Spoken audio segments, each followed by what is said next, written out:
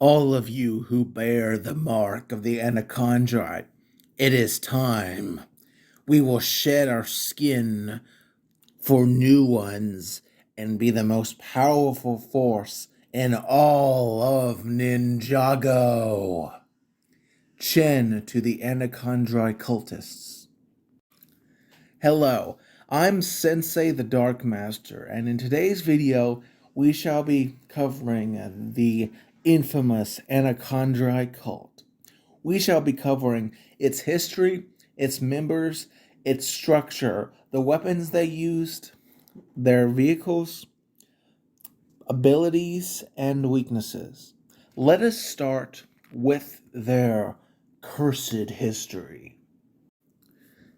After his malicious manipulations during the First Serpentine War, Master Chen and his student Klaus the Sorcerer were banished to a isolated island for their treasonous acts. However, this was not the end of the two's crimes.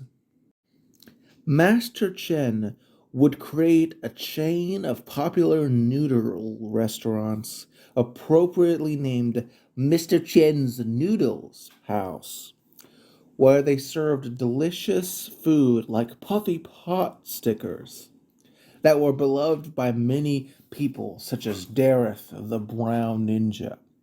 However, this was all a facade, for Chen created a criminal empire with Klaus finding a great serpent. The empire would eventually morph into the Anacondrai cult. Chen eventually had his cult capture Zane and set up a tournament of elements to invite the ninja and other elemental masters to the island to participate to win a huge prize. Little did anyone realize that there was no prize. Instead, the losers of each round of the tournament had their elemental powers stolen, one by one. This was so that a spell could be cast to turn the Anacondrai cultists into mighty Anacondrai warriors. Despite a setback with the destruction of Chen's staff and Klaus's banishment to the Cursed Realm, they would be able to set up the spell thanks to Skylar and turn everyone who bore the tattoo into an Anacondrai warrior. However, it was discovered that the transformation was temporary unless they could gain the essence of a true Anacondrai. Despite the ninja's attempts to protect Pythor, the cult kidnapped him and stole his sweat to become permanently Anacondrai. The cult would then begin a brutal war on Ninjago. There was a final confrontation in the canyon called the Corridor of Elders. They were winning, but ironically, one of Chen's former students and a member of the cult, Garmadon, sacrificed himself to free the original Anacondrai generals who were offended by the cult's misuse of their great culture, and so banished the entire cult back to the Cursed Realm. Several months later, the physical representation of the Cursed Realm would be destroyed when Nia unlocked her true potential, sending the cultists and all those who were imprisoned in the realm to their permanent death in the departed realm, with the exception of Klaus, who escaped but would suffer a similar fate later on, being banished to the underworld. Master Chen, Zugu, and Izor would return during the Day of the Departed. Thanks to the magic of Master Yang, they troubled the ninja alongside other resurrected villains. However, they were dispatched by the ninja, and so came to an end the dreaded cult. But Who was part of this malicious cult? At the top was Master Chen, a man with a deceptively silly exterior and a heavy Chinese accent, which was actually a cunning, evil puppet master of manipulation. Beneath him was his second in command, Klaus, a master of the dark magic. He was a far more sinister foil to Master Chen, and while occasionally exasperated by his master's antics, he would be utterly loyal to him until he escaped the Cursed Realm and then went off to do his own thing. Beneath Klaus, there were a pair of acting generals, which served as the middleman. These included Zugu, a unibrowed former sumo wrestler. The other was Izor, also called Silver Eye in his Anacondrai form. He is also the only cultist to have returned in Ninjago Legacy. He's distinguished by obviously having a fake eye and a pretty rad mohawk, but he's otherwise just a generic thug. Beneath them and at the bottom of the cult was the common foot soldier that served as the brute muscle of the cult. These included individuals like Kapow, Cope, Crate, and Slevin, not to mention hundreds of unnamed members. In addition to these, there were two other members of uncertain rank. Skylar, before leaving the cult, served as a spy for her father, as she was Chen's daughter. The mechanic also repaired the vehicles, but appears to have never actually joined the cult proper, never getting any of those sweet Anacondrai tattoos. Though his connection to the cult did land him in prison later on, and he would trouble the ninja in the future.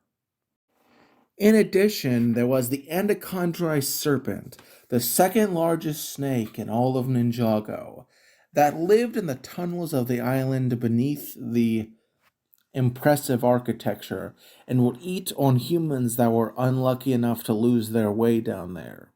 Now, let us cover the vehicles the cult has used. Firstly, there are a trio of vehicles used for more utilitarian purposes. These included Chen's noodle trucks, which were used to transport food between restaurants. Then there was a ferry, which was Chen's ferry, used to transport goods between the island and Ninjago. Then there was Chen's blimp. Chen's blimp was a large blimp able to hold many people, as well as having autopilot and functioning screens for communication, as well as a trap door to drop the passengers out from a very high level, but was otherwise very utilitarian and just simply used for air travel. However, the other vehicles are far more militaristic and frankly interesting. First, there was the Condrai Crushers, which were small vehicles that had twin grinders on the front of the vehicle, dual missile launchers hidden in the Crusher's mouth, and a tail that could be whipped side to side to smash bones and people alike. Then there was the Anacondrai Buggy, and it was a small compact vehicle which had a whiptail and was used to drive through the jungle terrain.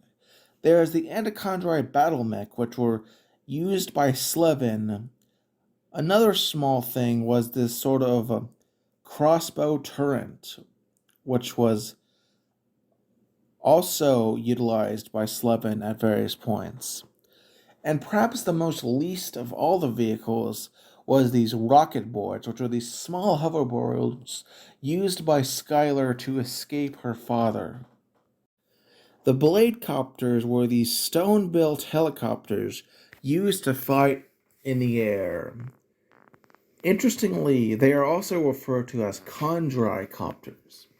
Klaus summoned a stone mech, which is really more of an elemental, to fight Jay's mech during the tournament. Master Chen would, interestingly enough, steal Cole's rotojet at some point and appropriating it for his cultish intentions. The final vehicle is Chen's chair, also known as the Smart Throne 3000. While it might appear to be little more than an overly elegant chair, but it has the ability to turn into a gigantic robotic T Rex styled mech, which has chainsaws, rocket launchers, cannons, crossbows, and a Gatling gun. That is quite the chair indeed. The Anacondrai wielded multiple weapons. These were the chain bolas used to knock people out. Then there was the small but sharp fang claws, sometimes called shadow claws, which were like Wolverine claws. Then there was the broad sword called the Tan Dark Blade, which was very big. Perhaps most famously, the Anacondrai cultists used the Anacondrai blades, sometimes called Anacondrai swords, that were themselves used by the original Anacondrai. These were the sharpest blades in all of existence, able to cut through a cutlass with ease and easily cut through stone. Interestingly, there are both tan and purple variations of the sword. The Anacondra spears are similar, except with a much longer handle. Perhaps the most powerful of all weapons, however, was wielded by Master Chen himself, the Staff of Elements, created out of chrono steel and blue crystal. It could absorb multiple elemental powers, and was originally going to be used for the Anacondrai transformation spell before being destroyed, though it did grant extremely large amounts of power to anyone who used it. In terms of abilities, Klaus had powerful dark magic, and Zugu was a former sumo wrestler who could fight decently. But really, most of these are just average punks slash cosplayers. They really didn't have anything particularly special when it came to abilities, as they were just human. But once they were transformed into Anacondrai, they gained all the attributes to these powerful Serpentine. These included the ability to turn invisible, high strength,